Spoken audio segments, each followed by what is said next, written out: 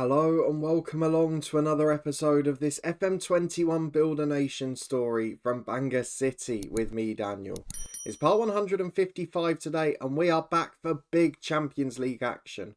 We head away to Juventus in our third group stage game without our first choice goalkeeper and without the man who would have started in centre midfield. And then we host Llanelli Town, which seems like a weird game to show on camera. But don't forget, despite having less than a point a game, they're the only side that have held us this season. They're the only side that have held us in 2.5 years domestically. They've also beaten Bangor Town United. They've only got their points against the big sides. So this is going to be one hell of an episode. Of course, the other crucial sidekick is what happens with TNS and Barry in their Europa League matches. We need one or both of them to get to the Europa Conference after Christmas. And we'll see, of course, if they can get any closer today. So if you're looking forward to all of that action and you are enjoying the series, please do chuck a thumbs up on the video. Subscribe down below for daily FM21 content every weekday at 3:30 from this series and a new special mini-series starting this weekend. I hope you're looking forward to it as much as me. And please do click up in the eye above for a link to the Twitch channel and to the football podcast too. And you can see over on the YouTube community page and on social media our planned live stream watch-alongs for the rest of September. But a massive thank you for your support as always. Let's go and start with Bangor City by having a look at our recent results. We've had about 8 games since you were last here. The first of which was a game against Kefan Druids in the League Cup third round. A 3-0 victory. It was basically over after 12 minutes. Whelan, Jones and Kean Bulkley had already got the goals there. A red card late on in the first half prevented any comeback. And then we got to bring on the likes of Leo Blake as well and really give the youngsters a run out. Later on in the month, we won 5-0 at home to Bangor Town United, 2 for Goulding and then 1 apiece for Davis, Reyes and Broadbent. A disappointing 4-1 defeat at home to Chelsea. And the reason it was disappointing is because we were level at half-time and looked pretty decent. Ruben Reyes had equalised after Richter's first. But then Ludomir Sron, the frustrating thing about this, we'd already made the change. So we'd gone into the tactics screen, we'd done it all, and then before the change was made, we came back for a highlight, and Ludomir Sron flew in down by the left touchline and got himself sent off for a silly tackle. Without that, I think we had a 50-50 chance of holding on for a draw. As it is though, Richter then went and completed his hat-trick. Just the 275 grand a week he's earning, worth 60 million quid and scoring 46 goals for Germany and 66 for Chelsea. He's a decent player, but still. And unfortunately, that was what cost us because otherwise we'd been pretty solid. Into October though, we've bounced back in style, albeit not with many clean sheets. A 4-0 win started it at home to Colwyn Bay. Jones, Loza, Goulding and Reyes were the goals there. 6-1 away to Aberystwyth. Whittaker, Bamford, 2 for Broadbent, 1 for Jones and another for Kean Bulkley got the goals. A 1-1 draw at home to East Fife in the SPFL Trust Trophy. Of course, we were desperate to try and win this competition. We've now been 3 years without it. Lloyd Goulding has had a very difficult start to the season, but he came on and saved us in this game. He got the equaliser, he scored the first penalty, and in the end, they missed their 6th as we got to sudden death. And young Leo Blake, fair play to the kid. He scored a fantastic penalty and it sent us through. But certainly not as comfortable as we would have liked to have been. And if we get Larne next up, could be a very difficult match. A 3-1 win at home to Swansea University followed. Nearly called them Swansea Met Uni again. 3 goals for Loza, Waters and Kean Bulkley yet again, starting to find form as an advance forward. Though we did concede it again late on, which is very frustrating. Then an 8-0 win away to Newtown. 2 for Broadbent, 3 for Waters as he finally found form after injury. 2 for Jones, including 1 after a red card for Newtown. And then Kean Bulkley again. 5 goals already this season, 1 start and 8 sub-appearances. He's already up to 2-star ability, he's getting there. And I just feel we're going to have to find a way to make it work, because even playing out of position as an advance forward, he scored 1 in 2 this season. So I think Kean Bulkley's going to have a big impact. I'm wondering if next season we can get him out on loan to either TNS or Barry in the Europa League perhaps. Get him playing first team football, get him playing European games regularly, and just see how much that can bring him on, because they're both professional now as well. But of course the good thing with Bulkley for us is he's got that places shots trait. And so many of his goals have just been passed into the corner. And of course we saw that absolute screamer in the last episode against Cardiff Met Uni. That was his first goal of his career. And he's come from strength to strength in the 8 games since. So looking good for us on the pitch. However, there are some negatives to be had. TNS and Bangor Town United in the Europa League not going quite as swimmingly as we'd hoped. So TNS were held at home to the Romanian side we beat in qualifying. In the grand scheme of things, after going behind in the second minute, it's not a bad result. They've played their hardest game away at Arsenal, and if they can get maybe, say, a draw at home to Copenhagen and then win in Romania, that probably wraps them up third place in the group, because I wouldn't expect the Romanians going to be winning any other points. If we go and have a look at Town United, maybe slightly better on their front. We're not really expecting them to get through, because they've got a tough group actually. But they did get a 0-0 draw at home to Dynamo Kiev, a side that a few years ago we were scoring against quite regularly. But if you consider this side didn't invest a huge amount in the summer, it's their first year of group stage football, so next summer we should really start to see things improve. It's a pretty good year, I would argue. What does worry me is their finances are only okay, but in the Europa League group stages, they will have got £3 million already just for getting there. They've made no improvements off the pitch apart from searching for a stadium. So I'm very concerned by the fact that they've got a poor record financially, and even more so by the fact that they can't win a game at the moment. Now, the European hangover seems to be lasting the whole length between games for them. That's a big concern moving forward, because we need Town United. Now they've done it.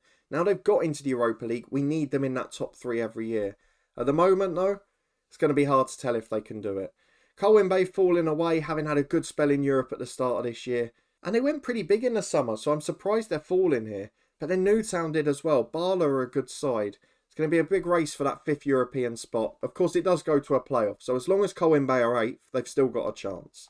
Let's go and get into our first fixture though. It's a massive one in the Champions League. We're in the same half of the draw as Raith Rovers, who, interestingly, first seeds in their group. They beat Rangers and Celtic to the title last year. Absolutely ridiculous. Let's get into our match at Juventus though. Probably not so important the result there. What really matters is that Chelsea get a home win against our French rivals, because we have to finish above those in the group stages. And any bonus points they pick up elsewhere become a big problem for us. Our assistants pick the team is not one I agree with at all. So let's go and put things right. We'll be back in a minute to run through the 11. And here is our lineup for tonight. Agost starts his first Champions League game. He's played 8 matches so far this season, but nothing on the scale that we've seen. Did save the penalty though against East Fife, so maybe got a little bit of confidence from that recent appearance. McDonald and Bektas are the fullbacks with Kelly and Whittaker at centre-half. Just want to show you something of interest, because Kelly, we might be selling this January or summer, because he's only got 2 years left on his deal, and he is 30 years of age now. Brett Jennings on the bench, now 3-star ability. Not quite as good on the ball yet, but almost caught him in terms of attributes and star rating. Mubarak Whelan, not far behind that, and he's only just turned 17. He's also a Wales international now, got his debut in September and played the October fixtures too. We're in a position with these two where, I don't know why he hasn't played for Wales yet, Jennings, but we've got a position where they could be our starting centre-halves next season. They're developing that quickly. Whittaker could then become a first backup. He's not earning big money. But we could then have 3 Welsh international centre-halves vying it out for the 2 centre-half spots. And 2 of them would be our own youth intake stars. Bektas is at left-back as always. I think I mentioned him already. Harvey Lloyd, Reyes and Bulkley, the usual 3 in the diamond. But we've gone for Dwayne Bamford because of the suspension to Strom. Gethin Davis getting back to fitness, not found form yet. Tom Jones, we're chasing that league record, and away in Italy, we can't have 2 number 10s in the team. So Dwayne Bamford, experienced, seasoned Welsh international, played loads of games for Atalanta in Europe. He's going to do the same for us now. A really good centre mid. He's just going to sit in there today. Up front is Gordon and Loza. Although Waters got his hat-trick at the weekend, he isn't yet match fit. So he's going to start off the bench in this one. I don't want to risk injuries because we've had a few too many problems already this year. So Loza and Gordon paired together up front.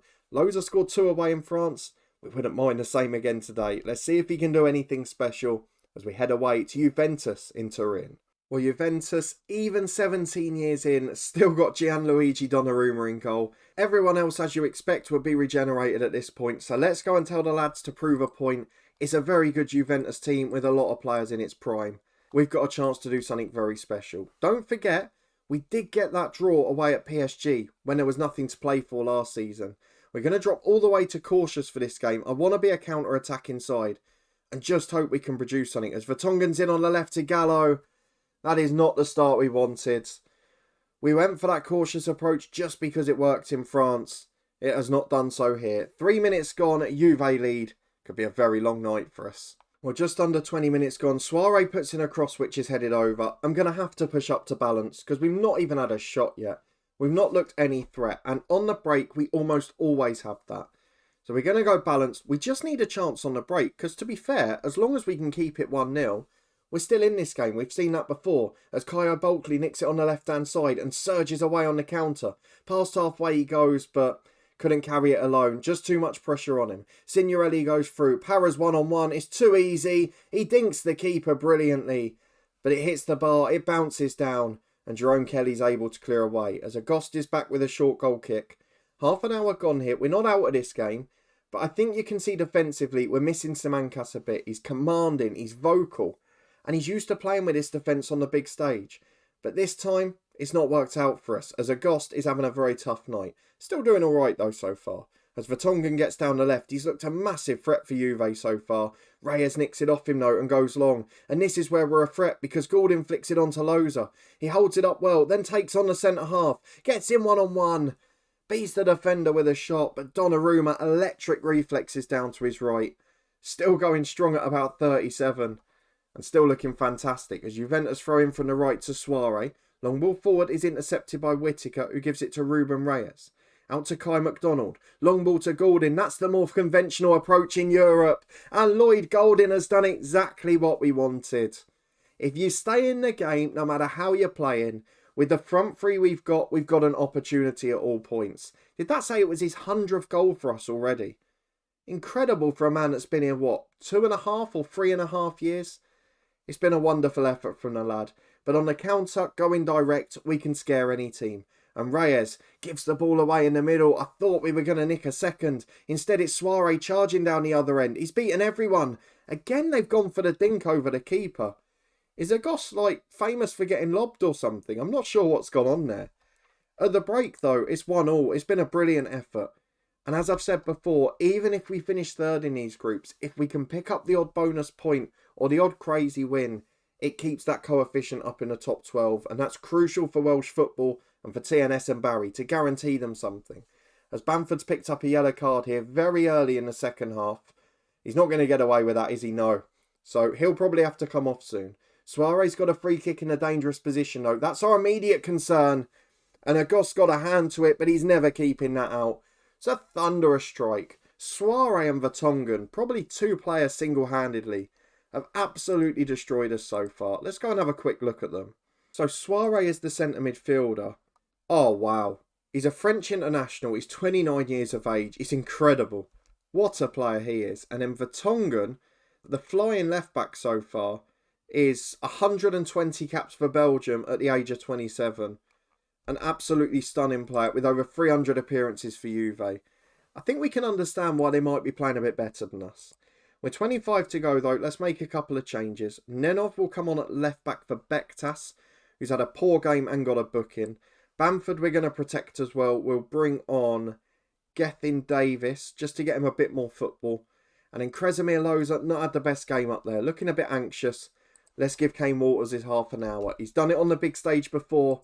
And one more goal gives us a famous point. We're going to demand more from the lads. We're going to push on to the last 20. Fingers crossed we just get that one more chance on the break. I mean, Juve looked by far the better side. And we knew this top two was going to be virtually impossible to break. But still, we've put up a fight. And that's all that matters. We're competing. Morocco wide again to Vertonghen. Takes on the centre midfielder. It's Ruben Reyes. He's done so much defensively today. He couldn't prevent a cross there though. The shot is over the bar. And it looks like with our only shot on target having scored, we've actually made it closer than it should have been. Because it's not been the best performance by us. As Nenov gives it away at left back to Soiree. Not the man you want to concede possession to. Does well to get back and block the cross. And Gethin Davis nicks it. Bulkley releases it to the right. But Goulding had made the run inside. Just picked the wrong pass there. Donnarumma goes long with the clearance. Out to his right back. And Juve again start to penetrate. As Soiree gives it back to his fullback. He's running down the line, has moved to this wider position now, whereas his best one overall. And now he can take on the fullback. Down the line to the overlapping fullback for Juve. In towards Para. And it's Whittaker who heads away, but only as far as Vertonghen. Signorelli into Soiree. That is top class. Agost saves the first one. The second goal is in. But I think VAR might be saving us. It looked like the assistant thought about raising his flag, but didn't really get all the way there. Will it be ruled out? It will. Offside from the rebound, so a Goss save was still crucial. And it remains 2-1. 2 minutes plus stoppage time. Can we nick something? Doesn't look like it. But a pretty narrow defeat, a pretty decent performance. We've tried our best. We're playing elite sides here. A 2-1 defeat though in Turin. We'll be back in a moment to bounce back against Llanelli and see how the other Welsh sides have got on in Europe. Hopefully a little bit better than this. Well, we are back for Llanelli and we're probably going to see a stronger side than we'd expect today. One, because of the result earlier in the season, but secondly, we've got Denby in the League Cup in midweek, which means I should be able to rest everyone there. So I'm going to go for a more first team approach in this one. Anyone who's not got a heavy match load, basically. Let's have a look at how the other two Welsh sides got on in Europe. TNS continue to flatter to deceive. They lose at home to Copenhagen, but their Romanian counterparts are still really struggling. So as long as they win that game in Romania, they will get third in the group. And given their dominance in the 1-1 draw at home, I think they've got a chance. Town United, though, might be struggling domestically. Not at all in Europe. They beat Legia Warsaw to move on to 4 points after 3 games. And what that means, if we have a look at the group, is they're all but through already to the Europa Conference after Christmas. They've actually got a chance at second place. I don't think they'll get it because they'll probably lose in Ukraine.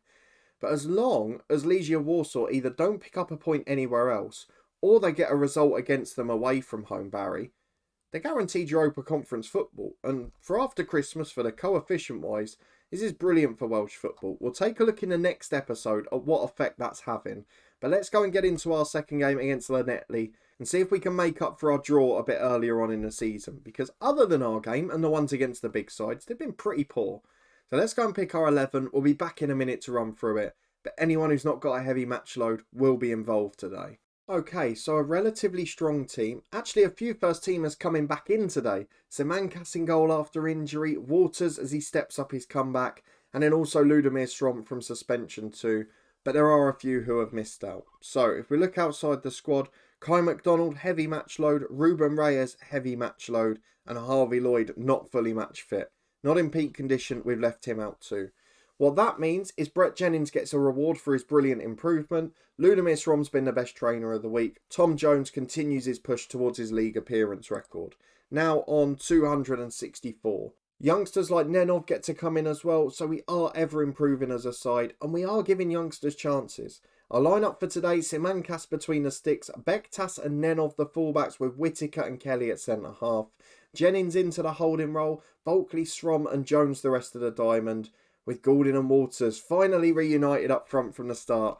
Let's see how they get on in this one. Kean Bulkley, a wild card on the bench if we need him, fills the under-19 quota, and hopefully we'll be able to score another goal because he's been in brilliant form when he's played. Let's see how we do today. And these are the lineups. Virtually no familiar names in the Llanelli side, but that didn't stop them earlier in the year, did it? So we want to be very careful today, and we want to make sure that of all the games we play in this season, this is the one where we really come out now and win 5, 6, 7-0. Because we want to really put paid to any thought that Llanelli can compete with us regularly. And that's what a draw can do confidence-wise. Of course, it looks like TNS are going to be back up to second this year. We need Town United in that top 3. But the other European spots could be up for grabs as Tom Jones comes away with it. Surges past halfway. There's no pressure at all. What a run from Tom Jones. And nearly finishes it too. It's an excellent bit of goalkeeping. And it's cleared away for a throw-in. 15 minutes gone here between Bangor City and Llanelli Town. We've had most of the chances. We've had nearly all of the possession. We've just not got that goal to show for it. And this is what started to happen last time. And then they really grew into the match. They've just got a way of nullifying us and stopping us getting short-range attempts on goal. As Whittaker gets it from a long goal kick. And he'll be able to bring it forward again. He's got options there, but Llanelli are pressing high with their 2 up front. And Bulkley's forced back to Simancas. Gives it short to Jerome Kelly. Not really going anywhere with it at the moment. Maybe just trying to entice the Llanelli players forward. So there's a bit more space on the counter. It's exactly what Bektas does. Through ball to Kane Waters. Great finish from the number 14. I nearly called him the number 9 there, but he's the number 14 officially. And he's had the same impact on this club as Thierry Henry. Another goal for Kane Waters. And finally a lead for Bangor City as Whittaker on the end of a cross. Brilliant free kicking from Bulkley. Headed that far wide of the post. Jerome Kelly gets it again to Brett Jennings. We're really starting to turn on the style now. We just need that second goal. Then we can start to really open the floodgates as Jones gets it edge of the box through to Kane Walters. There it is. 10 for the season despite having an injury hit start. Tom Jones with the assist. Kane Walters with a goal. With 10 minutes to half time, there's no risk of us drawing this one. There it is at the break then. Llanelli Town not had a shot on goal. Bangor City, probably not been our most ruthless display, but if they can tire in the second half, I'd love to go out and absolutely tank them now, as Nenov throws into Gordon, hoofed away by the left-sided combination, only as far as Bulkley though, who's challenged. It's cleared to Whittaker on halfway, and he starts to pile forward with the ball. Down the line to Nenov overlapping, gets into the area, delivers for Lloyd Gordon, and it's 3. This is where it starts to happen. Llanelli will tire. To be fair, they've gone pretty aggressive with us. A 4-4-2, they've stuck 2 up there and left them there. But they've not been able to influence things, as Valentine takes a big goal kick. Everyone misses it, but it goes straight through to Whittaker at centre-half. He gives it to Nenov, and now Bulkley.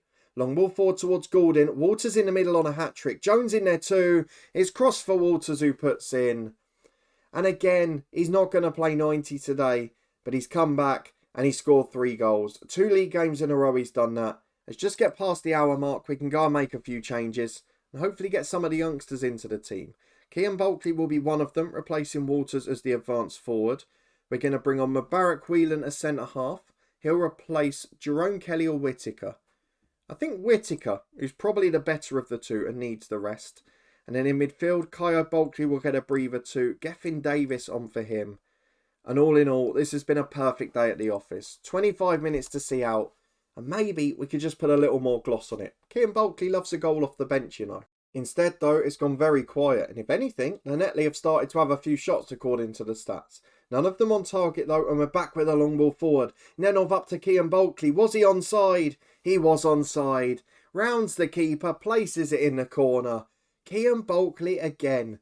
This man may not have the attributes to suit the role we're playing. He might not be my type of player. But my word, he's a goal scorer. And you can't leave a player out of the side and out of the squad if they're a goal scorer at 16. As Nenov gets it on the right. It remains 5-0, but Gordon's trying to change that. Into the box. Cross is blocked. It's back to Nenov. He gets to the byline too. Into Tom Jones. Off the line. But what a bit of reaction play from Lloyd Gordon. The centre-half, or the right-back, I think, cleared it off the line. But Gordon, about 6 yards out as it was passing him, just flung his foot out. And it hit it and went in. Exceptional play from the centre-forward. Kean Bulkley picks up a knock, but we win 6-0. And any ghosts or demons from that 1-1 draw at the start of the season is well and truly gone now. Now let's go and see when we're next going to be back, because this should be a very big season. Well, Larne have beaten Alloa pretty heavily, so we know who are playing in the next round of that competition. Let's have a look at our schedule though. Let's try and get it back to the month view, because that's the one we really want to see. I think we're going to have to play it based on how we're doing. If we manage to get a point at home to Juventus, I won't need to worry about the Rennes match, because we'll virtually be guaranteed to finish above them. If that's the case, we'll show the Chelsea match, so we've shown one of each opponent. If the match against our French opponents becomes more important, that's the game we'll then show.